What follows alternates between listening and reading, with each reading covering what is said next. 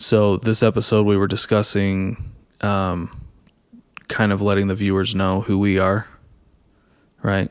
Yep. Kind of both of our backstories, our history, how we met up to the point where we started the business, and then kind of where the business has gone since we started up to this point. Yep. So kind of a long, crazy story. Yeah.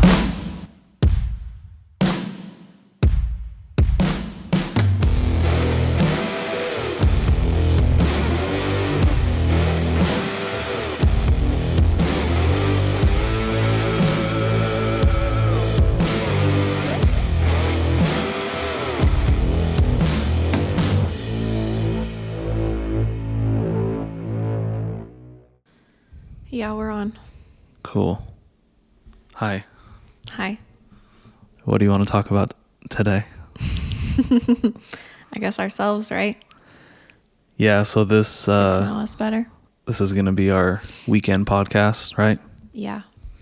And we actually recorded this yesterday and the audio was terrible. I still don't know what happened or what's wrong with it, but we had to set it all up, do it again today so we could get it out. Today's Friday, so we'll be getting it out tomorrow on YouTube and Instagram and all that stuff. So yeah, it was just my mic, right? Yeah, just your mic at the beginning for like 15 minutes. We ran for like an hour. The first 15 minutes of your mic was like fuzzy, distorted, echoey, weird. And then for whatever reason, after that point, it was fine. It still echoed a little bit, but it was fine. Interesting. Yeah, so I don't know why that was. So we got some headphones. We did. I don't want to wear headphones. But I don't mind wearing headphones, but I guess we'll have to get some equipment so that you're plugged into the same thing I am. Because like I'm plugged into the computer. I can hear both of us. You're plugged in just to you. yeah, so I can only hear me. Right. So that's odd. But yeah, this is going to be our weekend podcast. We don't really know what to call it, but we figured we'd just kind of get on. This will be the podcast where we have guests at some point. Yeah. Bring people on and kind of shoot the shit with them. Talk about automotive stuff, what's going on in the space, what's going on outside of the company. And kind of just shoot the shit with different people. Yeah. So I like that. So this episode we were discussing kind of letting the viewers know who we are, right? Yep. Kind of both of our backstories, our history, how we met up to the point where we started the business, and then kind of where the business has gone since we started up to this point. Yep. So kind of a long, crazy story. Yeah. Do you want to kick it off? Tell everybody about your history. Well, it's not that exciting, but sure. Well, same. But. So I was born in Payson, Utah. Grew up in Spanish Fork, Utah. Graduated in 2012. Went to a little high school called Maple Mountain. Then after high school, I worked for, my family owns a pizza store. So after high school, I worked for my aunt and uncle at their store in Provo. So my grandpa owns a store in Spanish Fork and in Springville. And then my aunt and uncle own a store in Provo. Right. So if you're ever that way, you got to go check it out. It's called Two Jacks. But anyway, so after that, I moved to Vegas and my biological dad lives here. So wanted to kind of get to know him better, have a better relationship. I didn't really see or visit with him that much as a kid, maybe once or twice a year. Right. And then my stepdad's family also lives here. So we'd come almost every year for Thanksgiving, and visit with family and, kind of, I don't know what you would call it. Yeah, just come down and visit and Yeah, celebrate the holiday. Yeah, hang out. We'd come sometimes not even for Thanksgiving, just, if there was a family event or whatever. Right. Anyway, so I ended up not really having a relationship with my biological dad. It just didn't work out. And so we haven't spoken for the last almost 8 years now. Yeah. He doesn't really know anything about what's going on in my life, and I really don't know anything about what's going on in his. Right. So that's kind of sad, but that's kind of how that worked out. Yeah. So you stayed down here, still trying to have a relationship with him. It just wasn't really ever working out. Yeah. So you stayed down here in Vegas and worked. Yeah, right? I worked at a CPA office. I really enjoyed it. Well, first I worked at a dance company here, where my aunt's kids go to dance. Right. And then got a job at a CPA office shortly after that. And I don't know, I just really love Vegas. I like that it doesn't snow here. I like that it's not that cold.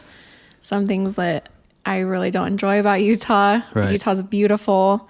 Obviously, my family still lives there. So, it's that part of it's sad, not being around family. But at the same time, the weather here just makes me feel happier. So I really enjoy Vegas. I like being in the big city. Anyway, yeah, so I stayed here, and then that's kind of where we met, was at the CPA office with your grandpa moving in. Right. Yeah. So I guess I'll back up, tell Yeah. my point up to there. I'm actually born and raised in Vegas. Like several generations before me, born and raised in Vegas. So a lot of family has been here, stayed here, which is very weird. Usually people, don't really stay in Vegas for a long time. A lot of people move here and, Yeah. kind of move all over the place. So, it's weird to see or meet somebody who's born and raised in Vegas, but not only that, have several generations who have been here. So I don't know why I've always really loved Vegas. I don't know.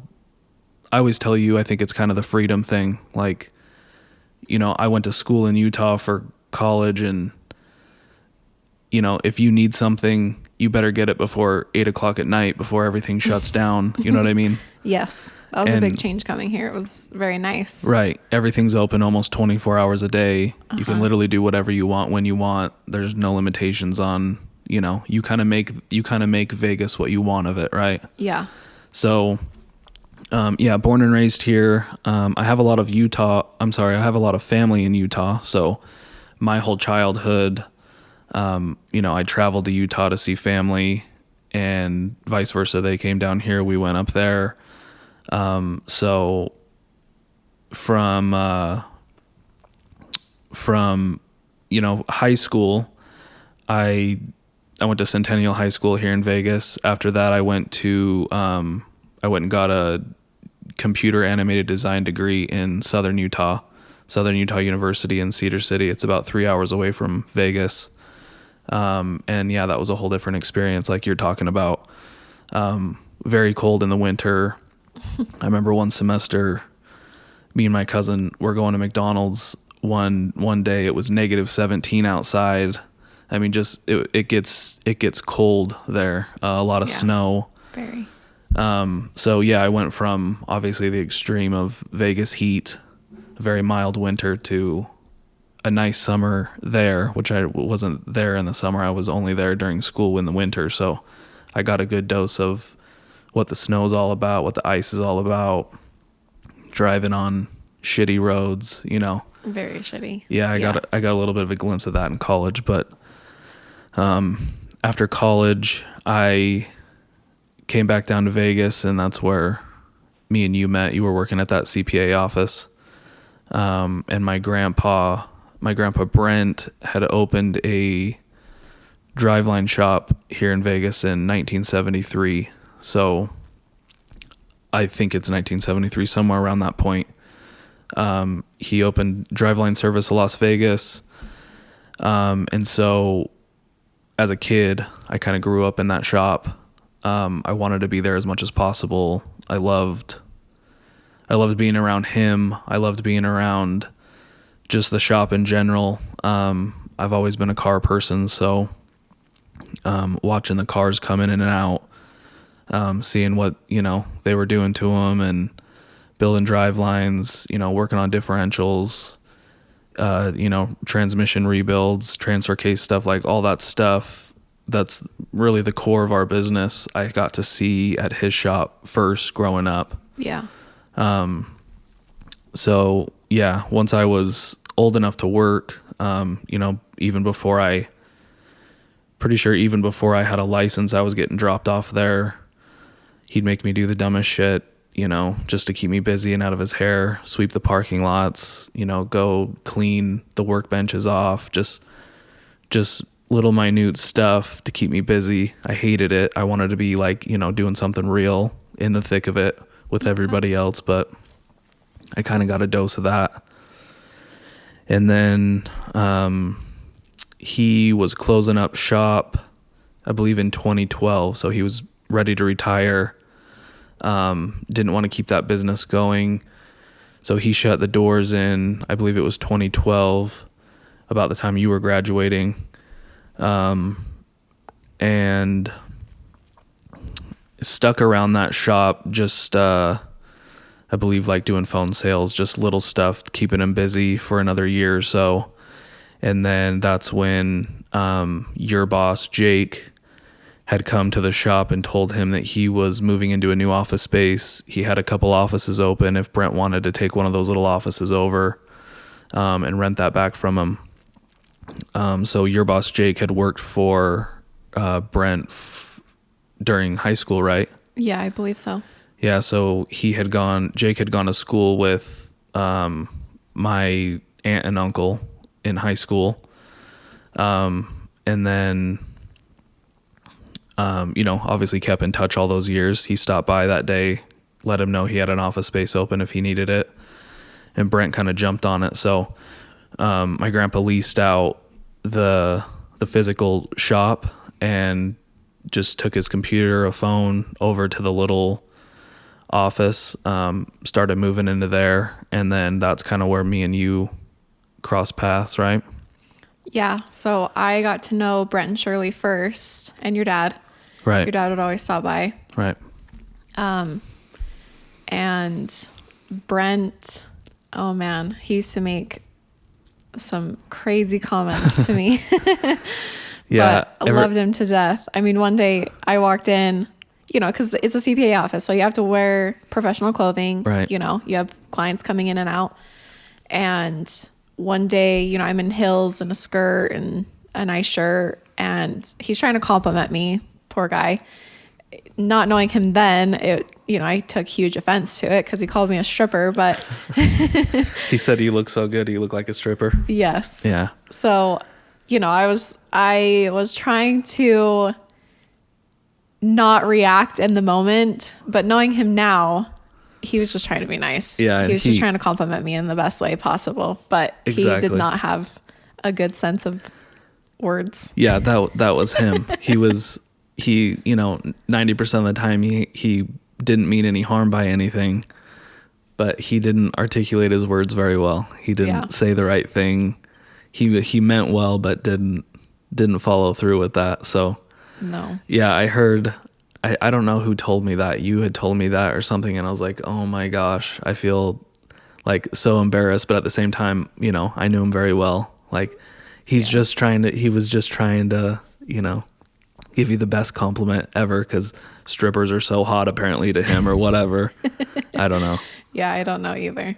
But At that time, I wasn't going into that office very much because I had gone to Cedar, done my 4 years to get my degree. And right before, literally the last semester of school, my counselor called and said, hey, you're 3 credits short from graduating.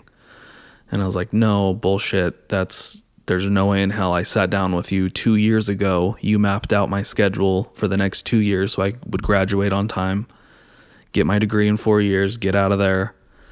And I still don't know what went wrong, what was missed, whatever. So I was so pissed off after those 4 years that I didn't even want to go back to school. I took a year off. I went and worked. Actually went and worked in St. George for my uncle for a while there, and came back to Vegas. And after a year, I just got to the point, where I was like, well, I did spend 4 years. My mom spent a lot of money, obviously, sending me to school there. Yeah. I better just suck it up, go get my last three credits, and that way I can be done, over with. I can move on with my life. So yeah, that all happened at the same time you had moved into that new office. Brent was moving in there with you guys. That I think you guys had moved in somewhere in January.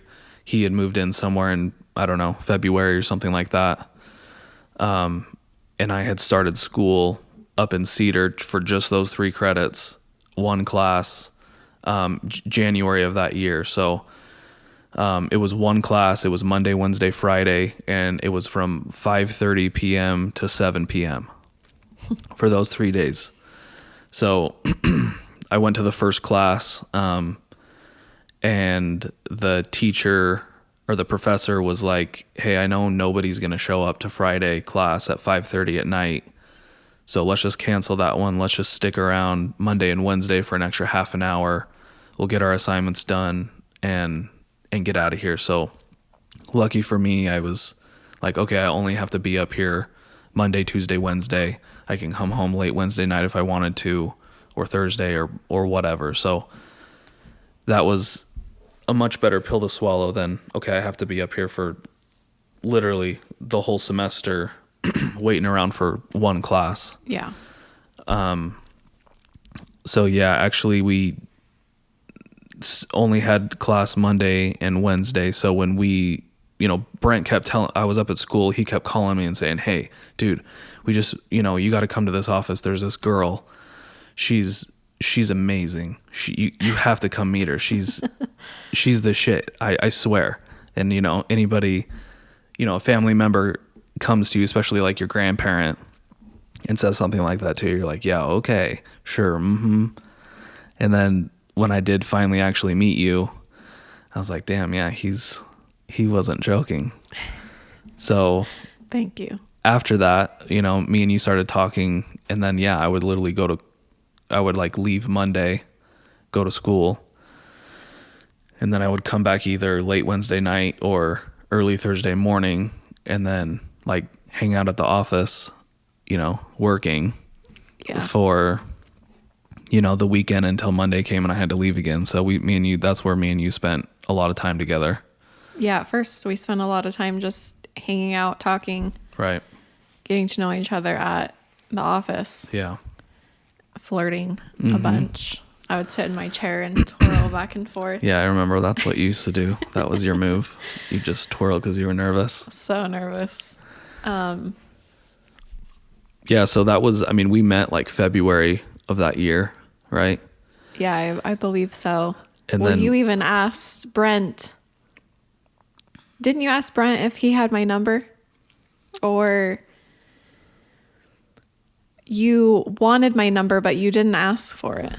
Oh, yeah. So I think, yeah, I was too nervous to ask you for your number at that point, like that early or whatever, I think. So I remember coming out of, once I was done with that class, I was going to work for a company called AdArt here in Vegas. They knew it was my last 3 credits. I'd be graduated, and I was graduating with an engineering degree with an emphasis in CAD CAM, so computer animated design and manufacturing. And they were looking for somebody. AdArt is a signed company. They were looking for an artist or an engineer type position to come in and do all their draft work. So they sent me a computer. They sent me a bunch of stuff up there to get kind of acclimated with what they wanted me to do.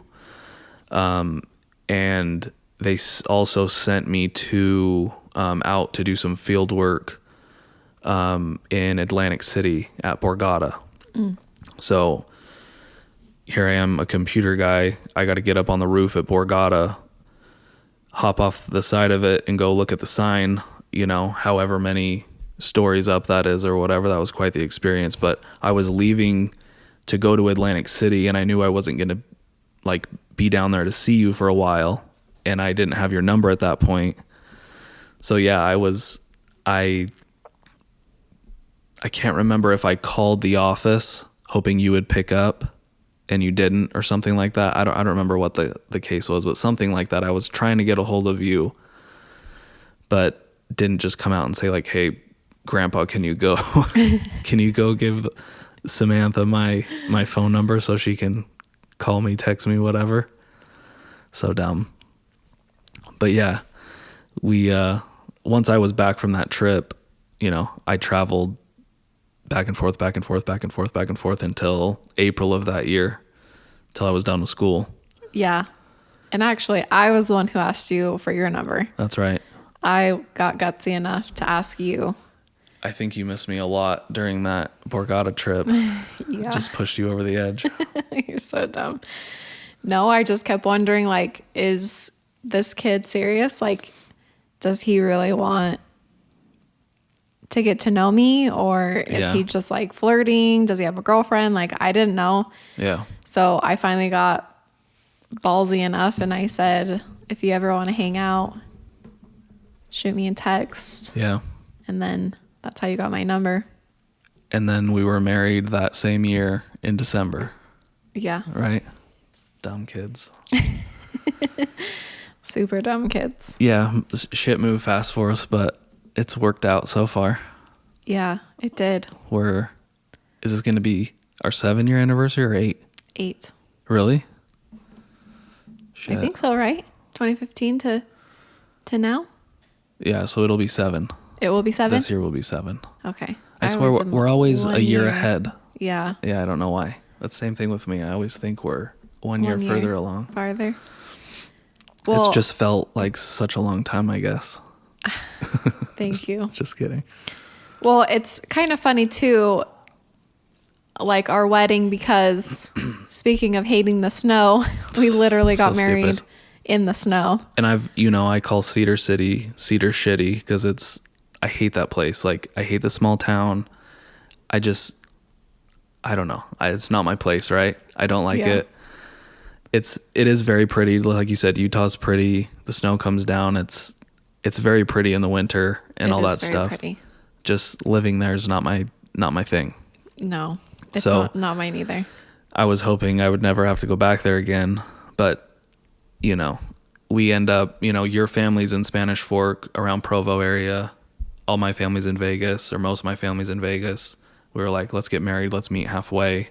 Yeah. So there again, we land in Cedar in December, and it was kind of cool though. It hadn't snowed there pretty much all winter. And then like a few days before our wedding, like before we got pictures and everything, it just poured. It dumped a bunch of snow. So it was perfect for the pictures and all that stuff. It was perfect. Not we should insert some pictures into so people can see. But yeah, it ended up being very beautiful.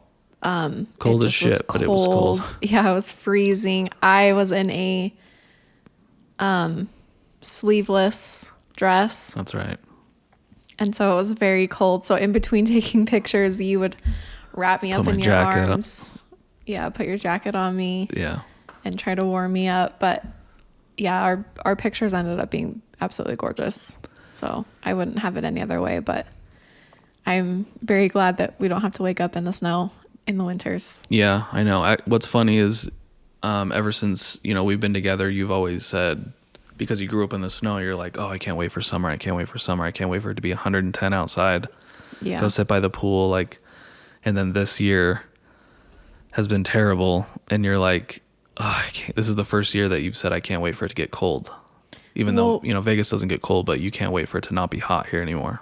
Yeah, I don't know. I don't know if it's because it's taken me this long to get acclimated to the weather here, or if this summer has just been absolutely terrible because it's been hot, but then because of monsoon season, it has been like just muggy and Yeah, it's been humid for like a humid month as straight. hell. Yeah. I wouldn't say it's gotten crazy hot this summer. Like, I don't remember any days where it's like 116, 117. Like, Yeah, I don't because remember that either. usually there's a couple weeks there where it's just like sickly hot like that. Yes. But this year, like last year, it didn't rain at all.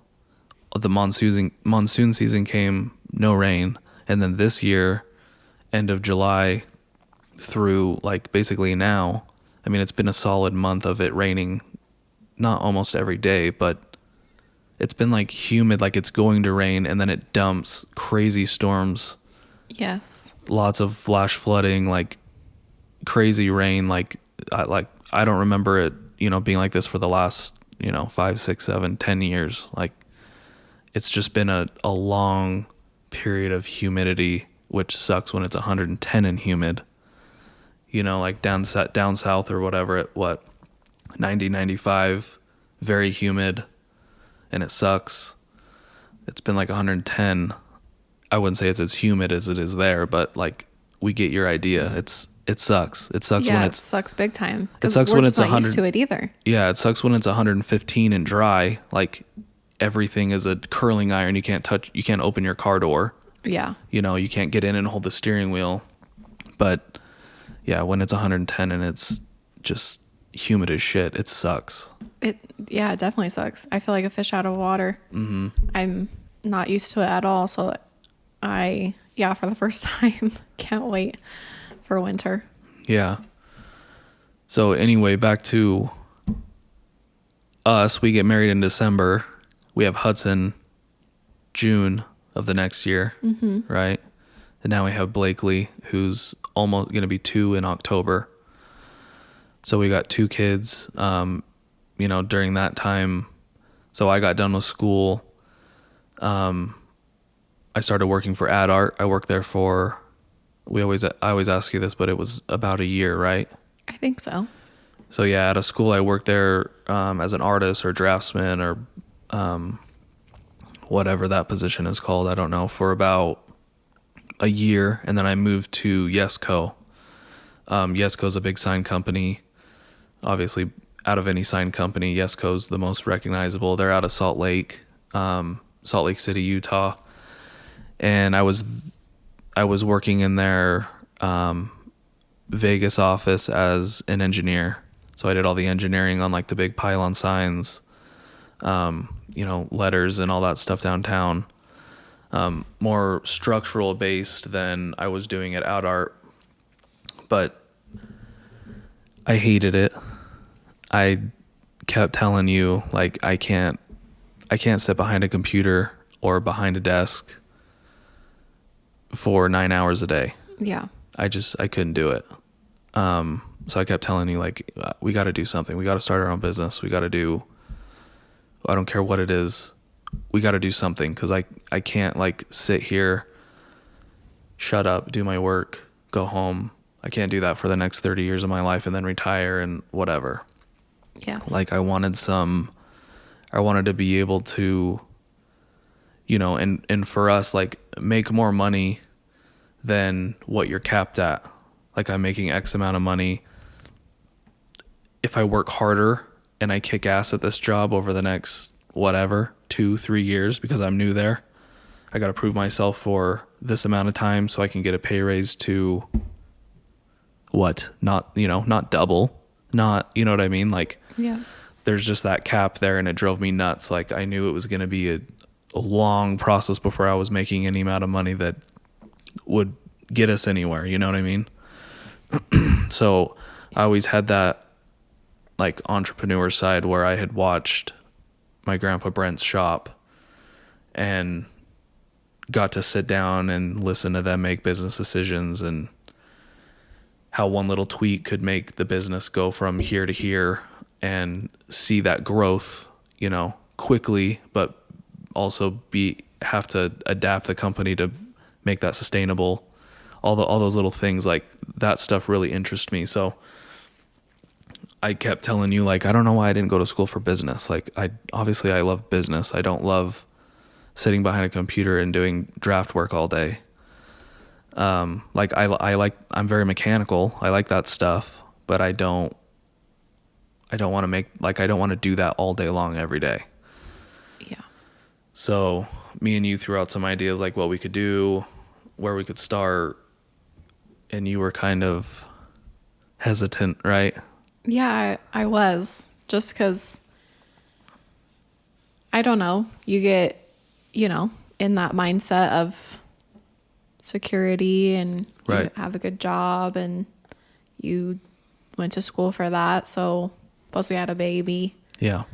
So yeah, I was unsure, but Yeah, I mean you it's pushed for it.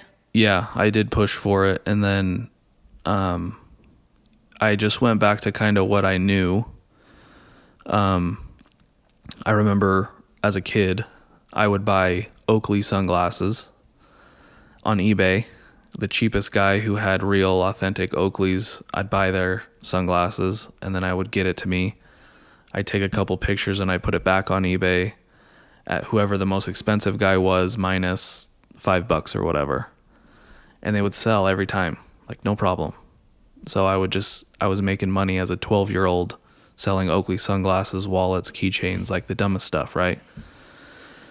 And so I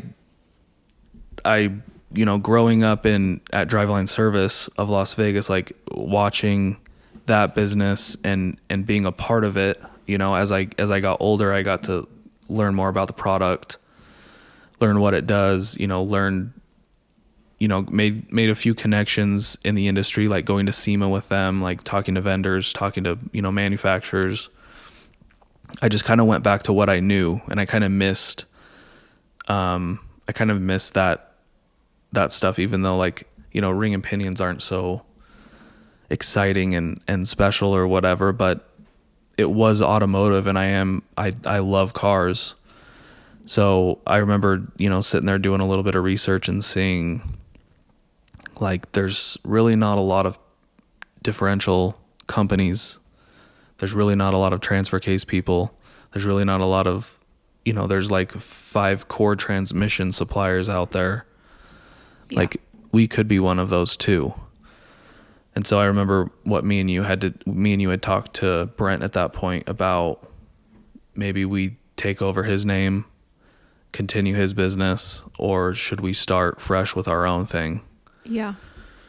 And so obviously we decided start our own brand, start our own name, start our company from the ground up, do it our way, make all the mistakes, and yes. Get some successes in there as well. And so that's kind of, 2017 is when we started Rigid Axle. Mm-hmm. We didn't really start with much. We just, we created the LLC. So it was real and we had to do it, right? Yep. Because that was expensive for not having any money. I think it was $500 or something to create your LLC, and it lasts for a year. So I think we got the LLC, and then we started building the website out, and that took a long time. Yeah, it did take a long time, and we actually didn't even have the cash to float us at first. Right. We had to borrow money from your grandma. Yeah. Your grandma Shirley. Yeah. She was like, how much do you need? You need like $500. And we were like, $500 gets us the LLC. I think we need like $2,000. And she was like, oh shit. Okay. Well, here's a check. Don't tell anybody. Don't tell grandpa. And we were like, okay, great. Awesome. Thank you. So we immediately cashed the check. We, paid ourselves back for the LLC. We, went out and got a computer, a monitor, just the bare essentials. And we sat on our kitchen table. Not this kitchen table. Nope, not this one. But at our old house, our kitchen table at the time, we set up the computer there, and I worked at Yesco from, 6 to 2:30. I'd come home around 3:30, and then me and you would sit at that table and, work on whatever needed to be worked on. You started teaching yourself QuickBooks. Yep. I kind of built the website out, started adding a little bit of product. getting set up with some manufacturers, which luckily took us on without, much issue. Obviously, I had built that relationship in the past, and we had done good business for them before, so they were willing to sign us up, no problem, and we kind of took off. So it actually took a long time. We started March in 2017. We didn't get our first sale until I think it was like late July of that year. We got a ding on our phone, and it was like, what the hell was that? We look at our phone, and there was a sale on the website, and it was the weirdest. Like, what the hell? Why would anybody buy something from us? Yeah.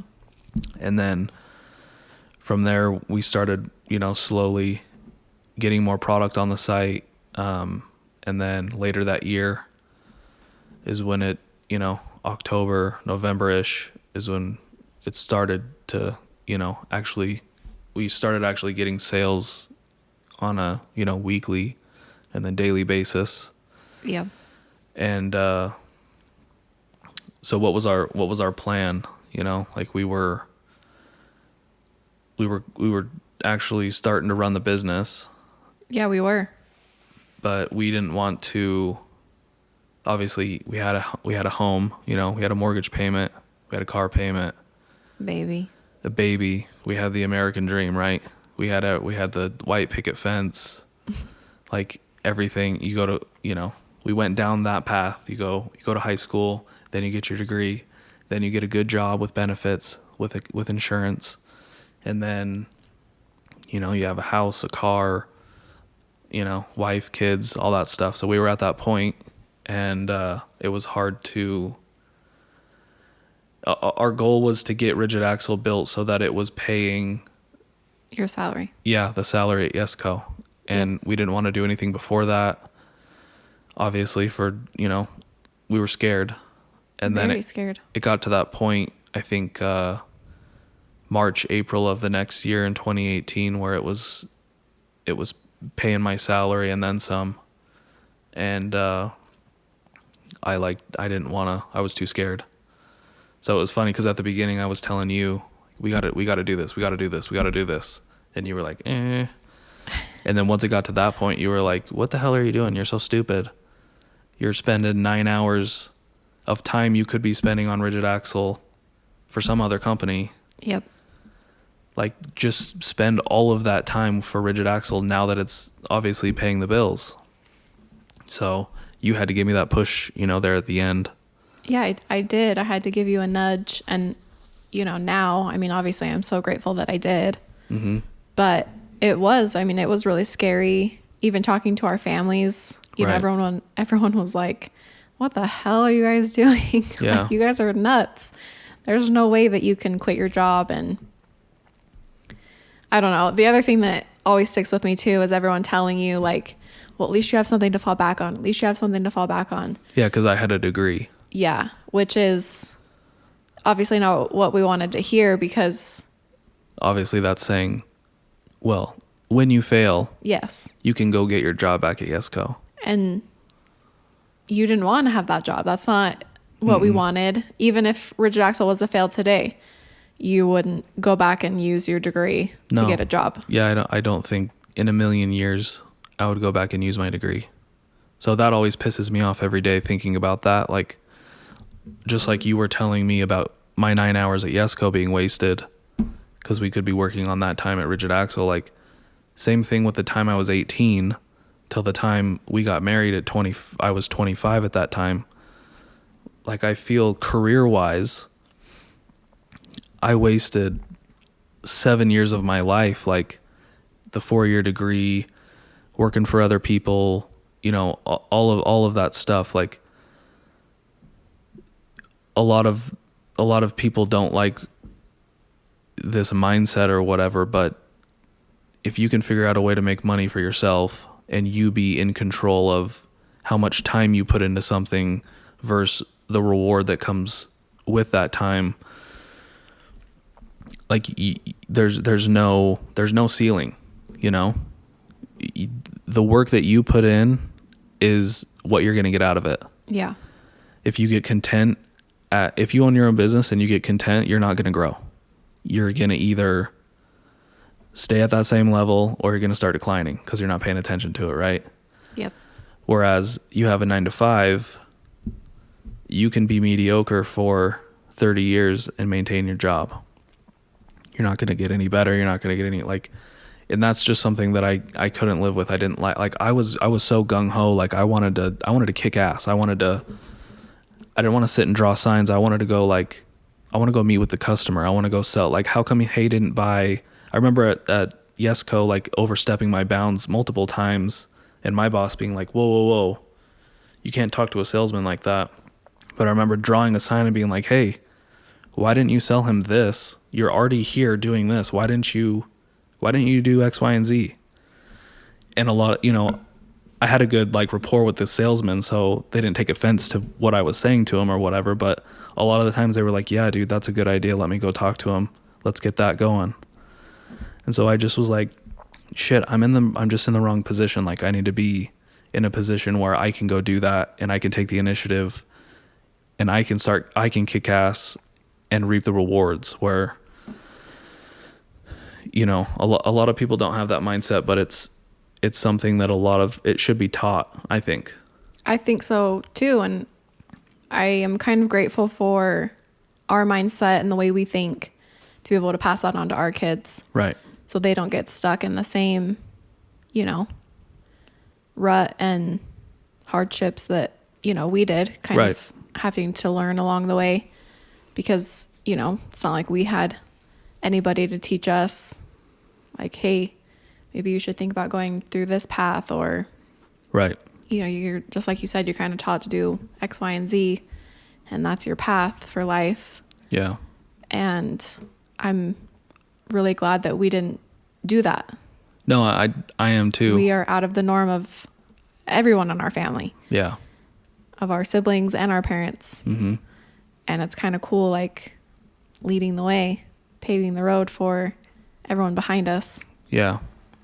Yeah, anybody who wants to go down that path, obviously, it's always nice to have somebody to talk to about it. Yeah. Who's done it or doing it or in the process of doing it, so you can kind of, I would help anybody at any time if they were looking to do that. Yeah, here's what you probably should do. Here's what you shouldn't do. I mean, and me and you both have that same, we were talking about this the other day. I remember talking to my grandpa Brent when we were first discussing hey, we want to start a company. What do you think about us starting with this? He had sold a bunch of differential stuff, transmission kits for a very long time.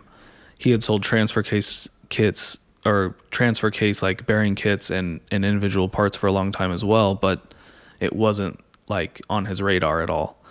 So I remember looking through eBay, different competitors' websites and seeing that there was a huge hole in the market for transfer case parts. A lot of these, there was maybe 2-3 companies out there selling transfer case parts and they were just selling individual parts. And me, at the time, I didn't know shit about transfer cases. Most people out there, right? I don't know what's inside of a transfer case, what's going to go bad. Yeah. All of that stuff. So I remember looking at it well, if my transfer case took a shit in my truck, I would have to take it to somebody and they'd have to tell me what's wrong with it. And then I'd have to go order the parts. So I remember thinking I feel how come nobody's putting a kit together, a complete rebuild kit together for, when your transfer case takes a shit, this is the stuff that you bare minimum need to be changing: gaskets, bearings, seals. And then here are the most, here are the parts that go bad the most, right? In a 261, 263 transfer case, the rear case half, that's the first thing that usually takes a shit. The oil pump eats through the case, it leaks. Customers need a new case half. Well, when they change that case half, they also need the gaskets, and at least the gaskets and the seals, because they got to pull the old case half off, put the new one on, replace all the seals, put the gaskets in there where they need to go. I mean, and then once you dive further into the transfer case market, you kind of get a repetitive, like, okay, the chain stretches at this point. Okay, the bearings go bad at this many miles. And so you're able to piece together a kit that, like, 271, 273 guys, they're going to order a kit with the pump, the pump, the chain, the bearing gasket seal kit, and maybe the input shaft. And that's really going to cover that whole transfer case more than 90% of the time. Yeah. And so I went to my grandpa and I said, hey, how do you feel about, like, if we were to start this company, like, what if I just started with transfer case stuff? And he was like, oh, that's the dumbest shit I've ever heard. Like, transfer case is a very small market. You need to do differential stuff because that's what everybody knows. And I was like, yeah, that's the most saturated. There's way more companies doing differential stuff than there are transfer case stuff. So I remember having that conversation with him and being, like, kind of let down, like, oh, I thought I kind of had an in there for where we could start. And then thinking to myself, like, no, I've done the research. I know I have, you know what I mean? Like, Yeah. I know what I saw. Just because he didn't sell a lot of transfer case stuff doesn't mean he knows where things are at currently. And so I was like, he tells me I'm stupid. That's a great idea. That's how I knew, like, okay, watch this. I'm going to go, we're going to go start a business doing transfer case stuff. And I guarantee I'm successful at it. And so me and you have that same. Oh, totally. We both are the same in that way of, if people tell you you're dumb or you can't do that, we're the first ones to be like, oh, hell yes, I can. Okay. Watch. Yeah. Watch me and prove them wrong. Right. And I think that that's super cool that both of us are like that. Yeah. It's good and it's bad, but yeah, I think it's mostly good. I mean, it is kind of tough because we're both very strong headed. So we butt heads a lot, but yeah, it's also good because, I mean, look at where we're at with our business. Yeah. I mean, we've proven the transfer case kit model worked. That's what started the business. That's what, got us to be able to quit my job at Yesco. Yep. Do rigid axle full time. And then from there, we set up a home office. We moved from the kitchen so we could eat meals at the kitchen. Now we moved from there to a home office. We built out the office at the front of the house. And once I quit, we were literally in that office full time, both of us just kind of splitting just so we get everything done. You helping me with customer service stuff. You're learning QuickBooks. We're trying to make sure everything is getting done correctly. Yep. We got returns coming to the house. We got returns sitting in the garage. That's right. Waiting to be sent back to the manufacturer, the vendor. I mean, it was insane. There were some times when the return packages were so heavy that I dropped them, which I would yell at you all the time, like, be careful, be careful. Yeah, careful. We had just put brand new tile downstairs. We bought, well, I guess I had picked out a house that was kind of a fixer upper. Yeah, I was very excited to, we weren't married at the time or anything. Mm-hmm. So we were that was kind of at the beginning of us dating. I was very excited to get my hands dirty, go do to the house what I wanted. And then it all happened so fast. You move in, we get married, we have a kid, all that stuff. So very poor timing or whatever for the house side. But yeah, we had gotten new tile, throughout the house. Yep. And then, yeah, those returns start showing up and products start showing up, and you had underestimated how heavy, who even knows what it was, a ring and pinion. I don't remember I think it was a kit. I think it was a transfer case kit. Oh, was it? Yeah. Okay. And anyways, I dropped that shit so hard on the tile. And big old chip. It chipped a huge chunk out of the tile right in front of the front door. So every time people came over, every time I went to the front door to answer it or get something, I had to see that chunk, and it reminded me every day of that stupid return. But I mean, after a while, it wasn't such a bad thing anymore. Yeah, kind of showed you where we started, right? Yeah. Yeah, so from there, we, at that point, we were working in the office at home. In the garage, we had a workbench. I wouldn't let her park in the garage. Oh, that sucked. Yeah, we had the workbench in there, and then we had a couple shelves from Home Depot that we housed product on. Mm-hmm. And, from there, we just kept adding product to the site, kept hammering through customer service. I was trying to find different avenues to sell through, Facebook groups, just trying to get our name out there. And, Yeah, I mean, it was hard. It would have been a lot easier taking over your grandpa's name and, oh, yeah.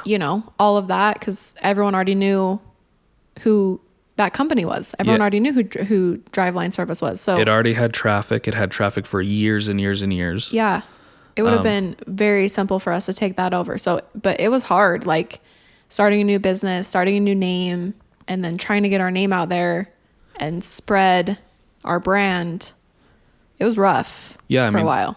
I think that's why it took almost a full year before we were even like having solid sales. You know what I mean? Like, well, especially too, because, when you don't have a reputation yet as a company, I'm sure people were scared to buy from us. Like, well, who the hell is this company, or are they even real? I mean, we still even get questions like that today, like, that we're a scam or that we're not real.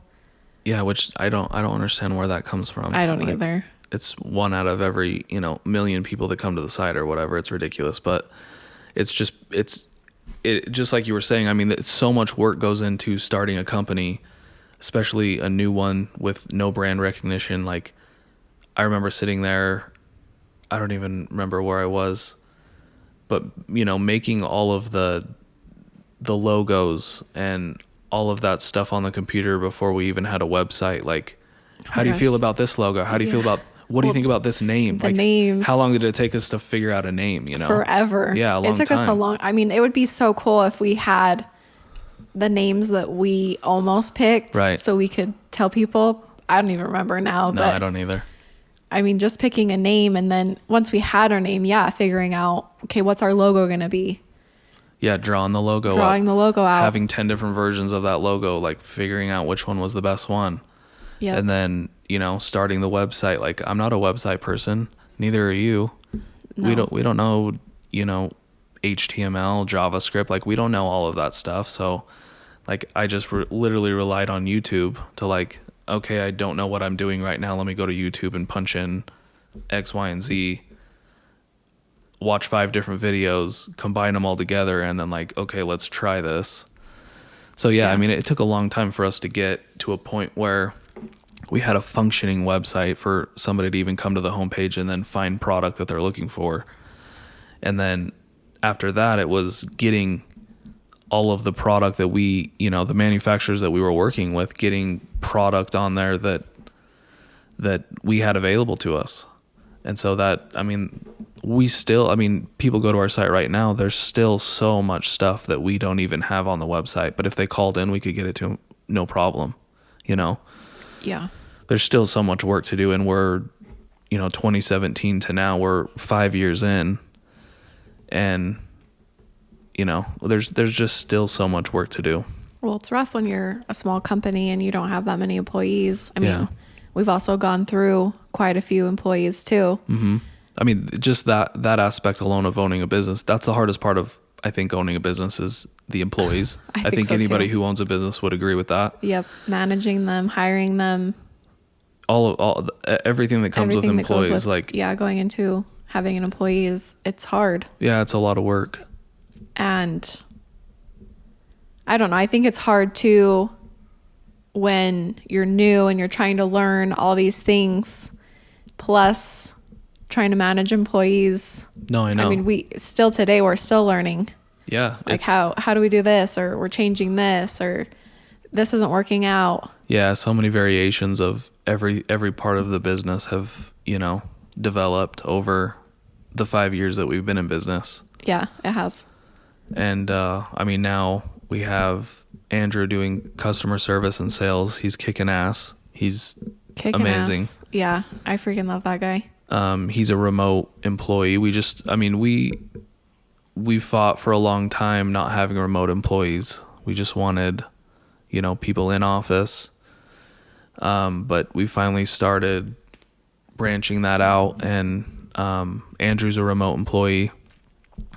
We only have actually one employee, Daryl, who works in the warehouse, and he does a great job of, he does all the shipping, he gets all the incoming product, all of the returns, gets those processed. And then we have a bookkeeper in Utah. Her mom actually is doing all the bookkeeping now. Yep. So it was great. She, Samantha you trained yourself on bookkeeping. Mm-hmm. Me and you, Self-taught. yeah, me and you did that together, making sure everything worked correctly. We were doing it right, working with CPAs and figuring out all of these different processes for how our payments come in and, all of that stuff. And then having to teach that to somebody else. So yeah, we're at a point now where I think, we have kind of the basics covered, and we're kind of at a point now where it's time to scale. It's time to get all that other product that's not on the site, so people have access to it. People can find it. Yeah. So it's been crazy the last few years, going from the home office. Then we got our first actual office space, shop space. First shop. That was scary. That was very scary because that was intimidating. You have income coming in from the business, but you don't have that huge expense of actually renting an office space, a warehouse space. So yeah, signing that first lease, I mean, that was just as bad as quitting at Yesco. Yeah, right? It was. I was so nervous signing that lease. Yeah. And thinking like, okay, wait, we have to pay how much for rent? Right. Which is funny to think now because, we pay... Yeah, we pay double what we used to pay there, or more. More. Yeah. Yeah, we pay more. But, it had to happen. Yeah. We needed that. Yeah, we needed next step. We needed the office space for employees. We needed the warehouse space for the product. That was huge, yeah, because that let us bring product in and fulfill the product ourselves. Yes. Package it in our own packaging. Be in total control of customer orders something. Okay, I'm going to go in the back and I'm going to ship it now, instead of relying on the manufacturers to package it correctly, ship it out in a reasonable amount of time, and then all that communication that goes back and forth between you and the manufacturer to make sure that all that stuff gets facilitated correctly. Yeah. So that Suite 130, that was a huge deal for us. Yeah, it was. Even thinking back to how we were packaging things, what our boxes looked like. Right. It's crazy. Figuring out if we were going to use FedEx, UPS, USPS, all of that stuff. Yep. There's just a lot of learning. Yeah. Since we first began, but I don't know. And then we went from 130, COVID hits. Oh, yeah. We have to send all of the employees home, and at that same exact time we move office locations to the bigger location. Yep. To Suite 100. It has double the office space, a little bit more warehouse space, and which we quickly outgrew and had to take 130 back over. Mm-hmm. So dumb. We moved all that stuff over to 100, and then we moved all that stuff back over to 130. But me and you moved that whole office and warehouse over ourselves because nobody, it was literally March, April, May of 2020. Yep. We moved all that stuff over ourselves. And then, we made 100 kind of an overflow for product and for packaging all of our boxes. All of our boxes. And we then had we moved so many. Yeah, we moved all of the actual, all of our ring and pinions, all of our transfer case kits, all of the actual product back over to 130. And me and you set up that warehouse by ourselves. Oh my gosh. If people could only see how we did that, we literally had, I don't even know if I should be telling this, but Jake taught me how to drive the forklift. And he would be on the forklift and I'd have to raise him up so he could put the beams in. Yeah. For the shelves. OSHA not approved. Yeah, not approved. But how else were we supposed to do it? There's only two of us. Yeah. So I give huge props to Daryl for setting up the warehouse now. Yeah, because he did that all himself. Yeah, we moved again from 100 and 130. We just moved 2 buildings down in the same complex to 170, Suite 170. And again, it's about double the warehouse size because we just have so much more product now. Yep. Same office space, maybe a little bit smaller office space actually, but the warehouse size is a lot bigger. So yeah, Daryl took all of the shelving down, all the product down, took it all over to 170, set it all up. He killed it. Yeah. Did a great job doing that. So yeah, that's kind of where we're at currently. Just getting our new office set up at 170, getting the warehouse, finalized. I still got to go in there and run power to, all of our machines, Yeah. air compressor, the lift, all that stuff. Yeah, we finally got lights and swamp cooler set up. Yep. But yeah, we still have a little bit more work to do in the warehouse. We did pay Shirley back though. Oh I yeah, do have to that say that. small loan. That small loan that she gave us, we did pay it back with interest too. Yeah, I think she gave us $2,000. We paid her $3,000. I think we gave it to her like 6 months later or something. So she was like, "Oh, I wasn't even expecting you to pay this back. That's so sweet of you guys." Yeah, she was actually surprised that we were doing so well. So I guess everybody's always really stiffed her whole life, so she thought we would just do the same. no, never. We would never. We are No, we were very good at paying our debt. obviously that's what started it, because if we wouldn't have gotten that, maybe we could have gotten it from somebody else, but if we wouldn't have had enough money to buy that computer, who knows And our if business license. yeah, who knows if that would have even started. Yeah, it's true. I You mean, we're very lucky that she believed in us enough to give us that Right. little bit of cash so we could start our dream. Yeah, if maybe it didn't, maybe it never would have started, or it would have started down the road Later. when we saved enough money, working at Yesco to be able to afford all the stuff that we needed. Which I highly doubt that, because do you remember how many times we would go through our expenses and write out how much we were spending for stuff and then be like, holy hell, we're spending this much for that. We gotta cut that back. Yeah, we're gonna have to cut. Yeah, I know. That's why I'm so thankful that we took that step and kind of put everything in our own hands. Same. Gave us the control our own, control our own destiny.